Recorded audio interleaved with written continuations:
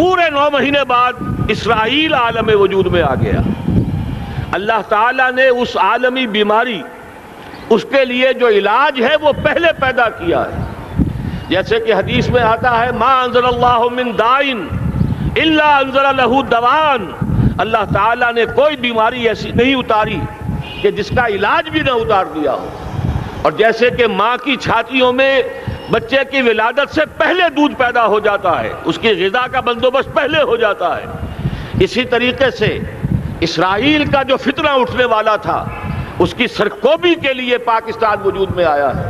اور آج وہ مرحلہ آ گیا ہے تاریخ کا ایک عظیم موڑ۔ آپ دیکھیں گے کہ بڑی مشابہت پیدا ہو گئی ہے۔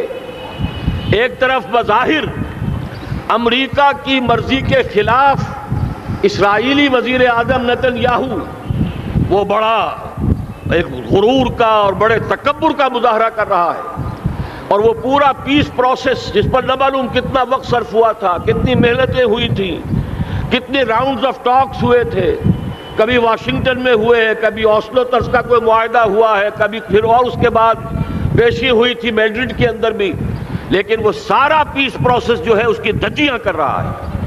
وہ وقت بالکل قریب نظر آ رہا ہے کہ یروشلم کے مسئلے پر وہاں بھٹی دہک اٹھے گی، اور احادیث نبویہ میں جو خبریں دی گئی ہیں کتاب الملاحم کی احادیث میں معلوم ہوتا ہے کہ اب اس کا آغاز ہونے والا ہے۔ نتن یاہو کو امریکہ کے خلاف جانے کا اصل میں حوصلہ کیوں بڑھ رہا ہے؟ اس لیے کہ اسے معلوم ہے کہ فرنگ کی رگیں جہاں پنجہ یہود میں ہے، چاہے کلنٹن ہو یا کلنٹن کا باپ ہو، یہودی لابی وہاں کی اتنی مضبوط ہے، کانگریس میں اور سینٹ میں ان کا اتنا اثر ہے کہ کوئی بھی وہاں شخص بڑے سے بڑا طاقتور اور بڑے سے بڑا اختیارات کا حامل اسرائیل کی مرضی کے خلاف نہیں جا سکتا۔ یہی معاملہ یہاں نظر آ رہا ہے۔ بظاہر تو ناراضگی کا اظہار ہوا ہے، لیکن یہ بات اب تو کھلتی چلی جا رہی ہے۔ حقیقت یہ ہے کہ یہود اور ہنود کا بڑا گہرا لنک قائم ہو چکا ہے، اور یہ بھٹیاں اب دونوں طرف دہکیں گی۔ میں اس سے پہلے بارہا کہہ چکا ہوں، ملت اسلامیہ تقریباً 150 کروڑ افراد پر مشتمل ہے، لیکن اس میں سے تقریباً 20 کروڑ عرب ہیں۔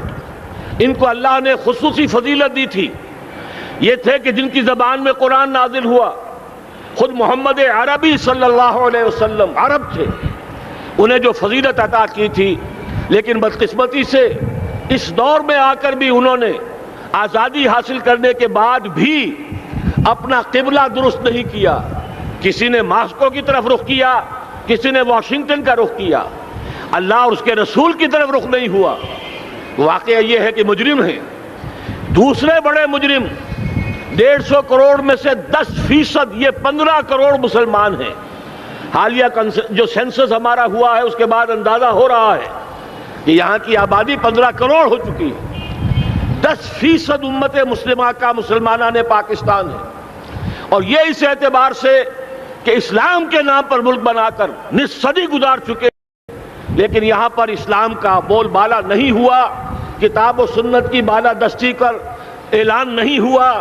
دستور میں ساری اسلامی دفعات موجود، لیکن اس کے ساتھ ہی ایسے خلا موجود، چور دروازے موجود کہ کوئی دفعہ بھی مؤثر نہیں ہے۔ یہ منافقت کا پلندہ لے کر ہم چل رہے ہیں اس دستور کو، اس دستور مملکت پاکستان کو۔ لہذا واقعہ یہ ہے کہ یہ بھٹی جو ہے اب ہماری آزمائش کے لیے آگ بعد ابراہیم ہے، نمرود ہے، کیا کسی کو پھر کسی کا امتحان مقصود ہے؟ اس لیے میں نے وہ آیت بھی آپ کو سنائی، وَلَنَبْلُوَنَّكُمْ بِشَيْءٍ مِّنَ الْخَوْفِ وَالْجُوعِ۔ آج کی صورتحال پر غور کیجئے، کس درجے یہ الفاظ ہمارے جو ہیں وہ ثابت ہو رہے ہیں اور جس اپلائی ہو رہے ہیں۔ ایک خطرہ پیدا ہو چکا ہے۔ واقعہ یہ ہے کہ کوئی کرائسس ہو، کوئی خطرہ ہو، کوئی اندیشہ ہو تو قوم جاگ جایا کرتی ہے، اور اس کے بعد حقیقت یہ ہے اگر ہم نے جرأت کر لی، اور مجھے یقین ہے کہ ہو جائے گا، کچھ لیت و لال ہے، کچھ تاخیر ہے، حکومت کے کچھ اعلانات دو طرفہ سے بھی آ جاتے ہیں، لیکن مجھے یقین ہے یہ دھماکہ ہوگا، یہ مشیت اذنی ہے، یہ شدنی امر ہے، یہ ہوگا۔ اور اس کے بعد یقیناً اس آیت مبارکہ کا دوسرا لفظ ہم پر منطبق ہوگا، وَلَنَبْلُوَنَّكُمْ بِشَيْءٍ مِّنَ الْخَوْفِ وَالْجُوعِ۔ یہاں دوسرا لفظ بھوک کا لفظ ہے۔ ہم پر سختیاں آئیں گی. یقیناً الکفر ملت واحدہ، پوری دنیا امریکہ کی زیر سرپرستی ہمارے خلاف کھڑی ہوگی، ہمارے اوپر پابندیاں لگیں گی، لیکن شاید ہمارے جذبہ ایمانی کو بیدار کرنے کے لیے اللہ تعالیٰ اسی کو ذریعہ بنا دے، اور پھر اس کے ذریعے سے پورے عالم اسلام میں عوامی سطح پر جو ہمدردی پیدا ہوگی پاکستان کے ساتھ، اس کے آثار شروع ہو گئے ہیں. کبھی قطر کی طرف سے خبر آ رہی ہے، کبھی الاحرام کا جو ہے وہاں بات سامنے آ رہی ہے. معلوم ہو رہا ہے کہ جو بھی پبلک اوپینین ہے پورے عالم اسلام میں، اس کی وجہ کیا ہے؟ میں نے اپنے پچھلے جمعے کے خطاب میں عرض کیا تھا کہ جیسے پاکستان سلطنت خداداد پاکستان ہے، ایسے ہی اس کی ایٹمی صلاحیت یہ بھی خداداد ہے. اللہ نے چھپر پھاڑ کر ہمیں دی ہے. ایسا نہیں تھا کہ ہم نے لیبارٹریاں بنائی ہوں، ہمارے سینکڑوں اور ہزاروں سائنسدان ریسرچ میں لگے ہوئے ہوں. نہیں، اچانک اللہ تعالیٰ کی طرف سے ہمیں ایک نعمت غیر مترقبہ عطا ہو گئی ڈاکٹر عبدالقدیر کی شکل میں. پھر نہ معلوم کس کس ذریعے سے اس پروگرام کو آگے بڑھانے کے لیے جن پرزوں کی ضرورت تھی، کس کس ذریعے سے وہ پرزے یہاں پہنچے ہیں. یہ بھی خالص خداداد صلاحیت ہے، اور اس کو سمجھ لینا چاہیے کہ یہ ہمارے لیے ایک فرض کفایہ کے درجے میں ہے پوری امت مسلمہ کی طرف سے. اس کی وجہ کیا ہے؟ پورے عالم اسلام میں کہیں اور یہ صلاحیت موجود نہیں. کچھ ایٹمی دانت نکلنے کا امکان پیدا ہوا تھا عراق میں. آپ کو معلوم ہے کئی سال پہلے اسرائیل کے جیٹس آئے اور اس کی ایٹمی تنصیبات کو تہس نہس کر کے چلے گئے.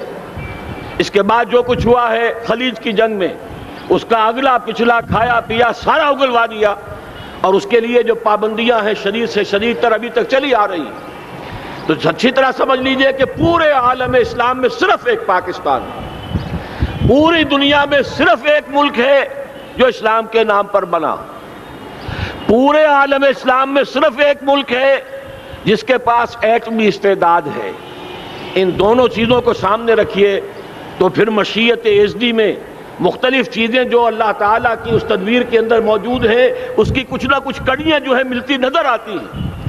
لہذا اگر یہ معاملہ ہو جاتا ہے تو یقیناً اگرچہ سختی آئے گی، وَلَنَبْلُوَنَّكُمْ بِشَيْءٍ مِّنَ الْخَوْفِ وَالْجُوعِ، لیکن ایک تو یہ کہ اس قوم کے اندر سے انشاءاللہ جذبہ ایمانی برآمد ہوگا، اس قوم کے اندر سے ایثار اور قربانی کے جذبات برآمد ہوں گے، پورے عالم اسلام کی اخلاقی سپورٹ اسے حاصل ہوگی. اور میں یہ سمجھتا ہوں کہ جیسے نوائے وقت نے بھی بہت اچھا کیا، کل یا پرسوں کے اپنے جو سر وقت پر وہ احادیث شائع کر دی ہیں، جن میں سے دوسری حدیث بڑی معنی خیز ہے. حضور نے فرمایا اصابتان احرزہم اللہ من النار، دو لشکر ایسے ہیں کہ جن کو اللہ تعالیٰ نے جہنم کی آگ سے چھٹکارے کا پروانہ دے دیا. وہ لشکر جو ہیں وہ جہنم کی آگ سے چھٹکارا پا گئے. احرزہم اللہ من النار. وہ دونوں لشکر کون سے ہوں گے؟ اصابت یغزو الہند، ایک وہ کہ جو ہندوستان پر حملہ آور ہوگا، اور دوسرا وہ جو حضرت مسیح علیہ السلام کے ساتھ جبکہ ان کا نزول ہوگا، اور اللہ تعالیٰ ایک مجدد، اس آخری دور کے مجدد کی حیثیت سے حضرت مہدی کو بھی ہمارے درمیان میں سے اٹھائے گا. اور پھر جو آخری فیصلہ کن جنگ ہوگی الملحمۃ العظمیٰ، اس کے لیے یہاں سے فوجیں جائیں گی ان کی مدد کے لیے. اب ان دونوں فوجوں کو ایک حدیث میں جمع کرنے سے اندازہ کر لیجئے کہ اس کا مطلب کیا ہے. یہ علاقہ پاکستان اور اس سے ملحق افغانستان، یہ علاقہ ہے کہ جو اسلام کا گہوارہ پہلے بنے گا. یہاں سے فوجیں جائیں گی، اور دائیں بھی اور بائیں بھی، مشرق میں بھی اور مغرب میں بھی، اور یہیں سے انشاءاللہ تعالی اسلام کا جو عالمی غلبے کا جو وعدہ ہے اللہ کا، کی خبر دی ہے محمد رسول اللہ صلی اللہ علیہ وسلم نے کہ لا یبقى علی الارض بیت وبر ولا مدر الا ادخلہ اللہ کلمۃ الاسلام. اس روئے ارضی پر کوئی گھر بچے گا نہ خیمہ بچے گا جس میں اللہ تعالیٰ کلمہ اسلام کو داخل نہ کر دے. وہ حدیث کے جس کے بارے میں فرمایا گیا، حضور نے ارشاد فرمایا، حضرت ثوبان سے روایت ہے کہ اللہ تعالیٰ نے میرے لیے ساری زمین کو سمیٹ دیا. ان اللہ زوالی الارض فرأیت مشارقها و مغاربها، میں نے اس زمین کے سارے مشرق دیکھ لیے، سارے مغرب دیکھ لیے. لیکن یہ جان لو ان امتی سیبلغ ملکھا ما ذُرِّیَ لِی منہا، میری امت کی حکومت ان تمام علاقوں پر قائم ہو کر رہے گی جو پوری زمین کو لپیٹ کر مجھے دکھا دیے گئے۔ یہ وعدہ پورا ہونا ہے، اور اس وعدے کا نقطۂ آغاز یہی سرزمین، اور جیسا کہ ہمیں افغانستان میں آثار نظر آ رہے ہیں، ایک خالص دینی مذہبی حکومت قائم ہو چکی ہے۔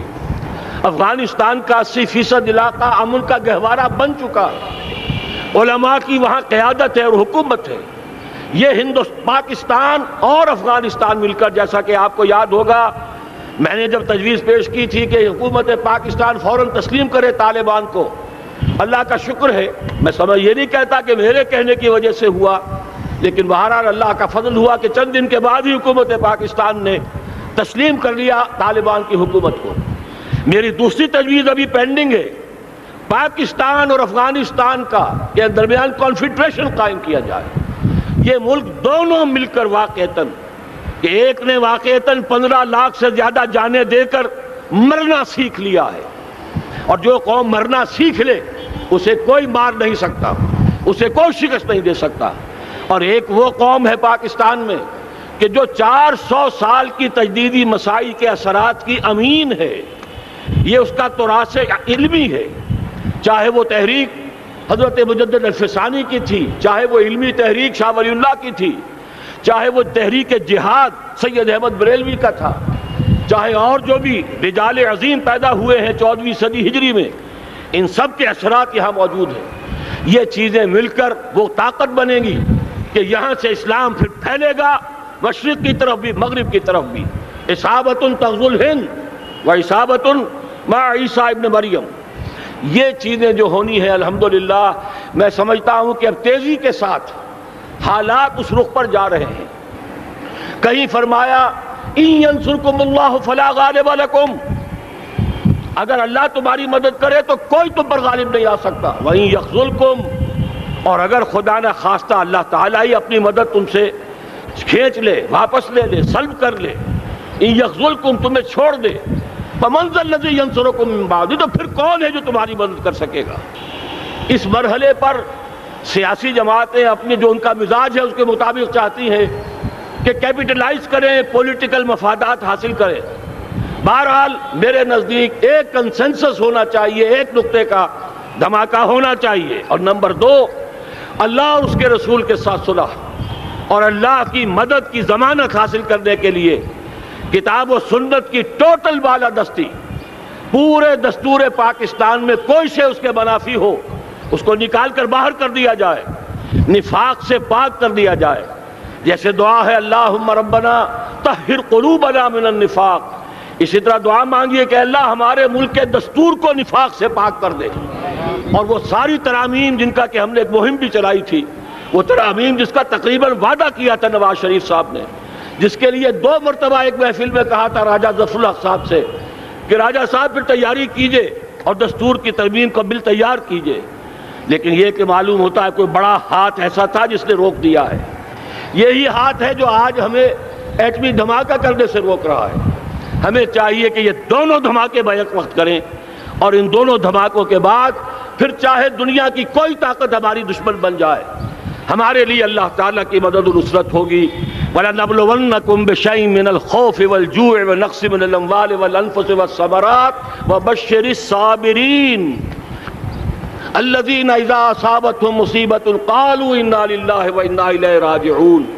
تو قوم انشاءاللہ تعالی، میں یہ سوچا کرتا تھا قوم مردہ ہے، بے حس ہو چکی ہے، دین سے عام طور پر بیزاری پیدا ہوتی جا رہی ہے، جو ہمارے دینی قیادت ہے اس سے بھی لوگوں کے اندر مایوسی پیدا ہو رہی ہے۔ کیسے ہوگا؟ میں نے بارہا کہا، جب میں یہ شواہد دیکھتا ہوں جو حدیث میں ہے، جس کی خبریں دی گئی ہیں، 400 سال کی تاریخ دیکھتا ہوں تو مجھے پاکستان کا مستقبل بہت شاندار نظر آتا ہے۔ یہ تو مشیت ایزدی میں کسی بہت اہم رول کو پلے کرنے کے لیے قائم ہوا ہے۔ جب میں زمینی حالات کو دیکھتا ہوں تو مایوسی ہوتی ہے، لیکن میں یہ سمجھتا ہوں کہ وہ وقت آ گیا ہے کہ جس میں یہ قوم جھنجھوڑی جائے۔ ایک دفعہ کا یہ جھنجھوڑا جانا انشاءاللہ تعالی ہمارے بہت سے دل اندر دور کر دے گا۔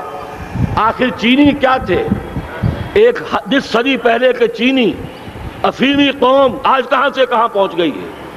ہمارے اندر بھی چاہیے کہ اوپر راکھ ہے، اندر چنگاریاں ہیں، ان چنگاریوں کے بھڑکنے کا وقت آ گیا ہے، اور انشاءاللہ العزیز اسی ایٹمی دھماکے سے اس پورے عمل کا جو ہے آغاز ہو جائے گا، جس سے یہ سرزمین پاکستان اسلام کا گہوارہ بنے، اور پھر یہاں سے پوری دنیا میں اسلام کے غلبے کی جد و جہد کا آغاز کیا جائے۔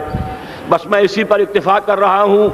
اللہ تعالیٰ سے دعا کرتا ہوں کہ وہ ہمارے حکمرانوں کو، اگر تو کوئی تاخیر ہو رہی ہے انتظامی امور کی وجہ سے، کوئی بات نہیں، بہرحال معاملہ ایک اچانک ہو گیا ہے، لیکن مجھے توقع ہے کہ انشاءاللہ وہ دھماکہ ہوگا اور جلد ہوگا۔ اگر کوئی تذبذب ہے تو ہم اللہ تعالیٰ سے دعا کریں گے وہ نواز شریف صاحب کے دل کو پھیر دے اور اس کے اندر استقامت پیدا کر دے، اور دوسرے یہاں کی سیاسی جماعتوں کو بھی یہ توفیق دے کہ کوئی اور سیاسی مسئلہ اس وقت نہ اٹھائیں، اور جو بھی یہاں پہ مذہبی اور دینی عناصر ہیں انہیں اللہ توفیق دے کہ وہ اس دھماکے کا مطالبہ کرنے کے ساتھ ساتھ، بلکہ میں یہ سمجھتا ہوں کہ اس سے بھی زیادہ زوردار انداز میں دستور پاکستان سے منافقت کے خاتمے اور کتاب و سنت کو سپریم لا قرار دینے کی ترمیم جو ہے اس کا دھماکہ بھی کیا جائے۔ اللہ تعالیٰ ہمیں اس کی توفیق عطا فرمائے۔